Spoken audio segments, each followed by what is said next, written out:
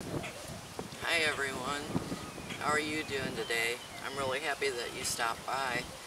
I've been designing the lean-to greenhouse that I'm going to put in, and I've got till fall to get it together, but I have to figure out exactly how it's going to be set up so I have the beds put in the exact spot.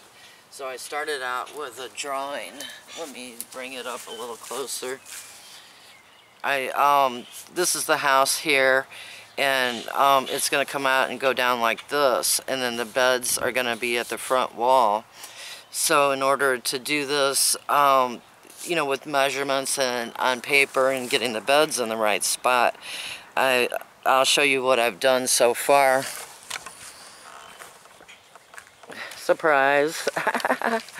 I'm using this gray conduit as a imaginary cattle panel, or if I can find something different and put an actual roofing panel on it, the plexiglass, or I forgot what it's called, polycarbon, and that may change, but I'm going to get the basic layout to where I've got the beds setting exactly where it'll go.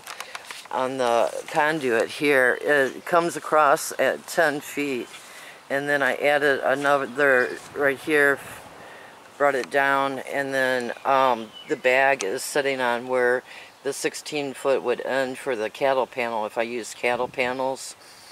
So I've already once put a cattle panel up to the corner over there and brought it down, and then I know that's about where it was, visually back there.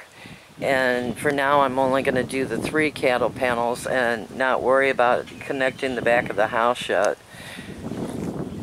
Because see how the 2 roofs come together? I need to more time on figuring out, because tons and tons of water come in, and this area right here gets a pile of water. I've had to put some of these on boards to bring them up, and I have to get out the level and see how I'm going to get this leveled. Because if you look further back, you can see the tilt. The bed, the weight of this 2x4 on the side of here pulls that over, because these boards aren't quite level yet. And that'll all go in the works, but I have enough idea that this is the right place to set the beds. Now all I have to do is level the beds and keep the flooding, bring the water at a pitch where it's going to come back out this way, towards me, instead of sit there as a pond, because it took probably 5 days for the puddle there to go down. And I've got the shelf out here. I was really lucky they had half price on these shelves. I think it was like $27. I'm not for sure. Something like 27 for I got 2 of these shelves. One's in the house and one's out here. So I'm using this as a makeshift greenhouse for now. The solar panel here, when I do this permanently, will come out here and set on the outside.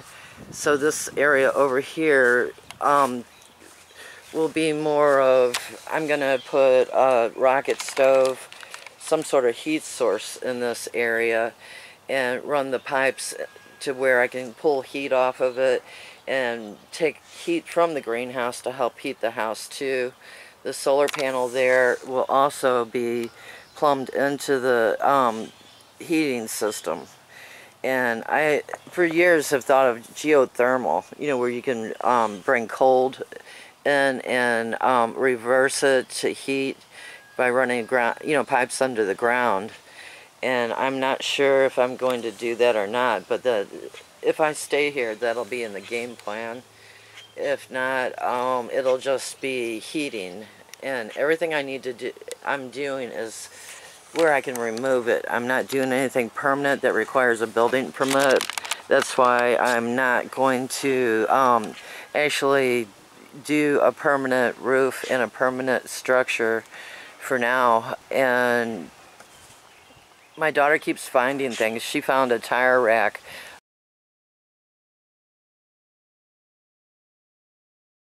a really old one that would have been 18 feet, where this is, you know, the panels here are taking about 12 feet. So it would be an extra 5 back that way. Would be how long that rack is put together. She thought I could use that for a roof structure, you know, taking the pipes out, but it was way too heavy. The metal that it had on it was would have pushed in the house, you know, the roof support on the house. I would have had to have done a lot of work to make that work, and it would have been better off just as a work panel, you know, where you could put plants on it back here. But also like this, just having these 3 beds, this whole wall can be seed starting all the way up, and then it can also be, if I decide to try any aquaponics, I can take my pond over there, excuse the mess, it's the black pond over there, and put it in the corner, and when we get the massive rain that comes off the roof, find a way for all that water to go into the pond and, you know, store the water there, or store it into a rain barrel, and that way we use less house water. We have enough rain here that we hardly ever have to use the water hose. And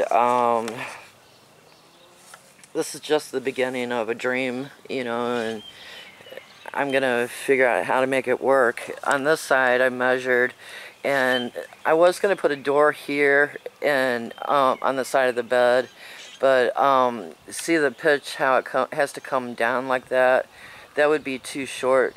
The door my daughter brought me, she found a couple of doors and a couple of windows, and you have to excuse the mess, they're dirty, but they're both 79.5 and 80 inches tall. So I have to bring the door opening closer to the house to be able to open and close them. And I'm on the back side over there where the solar panel is. I might be able to use that, one of these windows, or both of these windows, but I'm not sure. And that turns it back into a permanent structure at that point. But I guess that'll be the update for today. I really appreciate you coming by and giving, you know, putting in any ideals that you may think of would help. It's kind of hard to actually do this on paper without actually visually touching it, because of, you know, you don't know that the ground is unlevel, and we can't level this ground without water going back into the house. We brought in a tandem truckload of rock and put it around the foundation of this house, and it pitches back to throw all the water out this way. And we're not gonna bring the water back into the house by leveling it. So we have to do what we have to do, or I have to do what I have to do, you know, to keep the water flowing. But I'll close again. Thanks. Have a great day.